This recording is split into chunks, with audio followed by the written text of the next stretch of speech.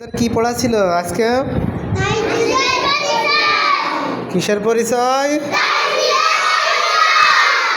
ও, আমি একবার পড়াই দিই, তারপরে পড়বেন। তাসদিদের পরিচয়। তাসদিদের পরিচয়। এটার নাম তাসদিদ। এটার নাম তাসদিদ। তাসদিদওয়ালা হরফ দুইবার পড়া যায়। তাসদিদওয়ালা হরফ দুইবার পড়া যায়। প্রথমবার তাহার ডান দিকের হরকতের সঙ্গে,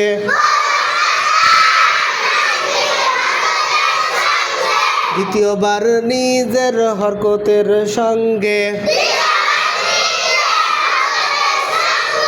যেমন কাব জাল জবর কাজ,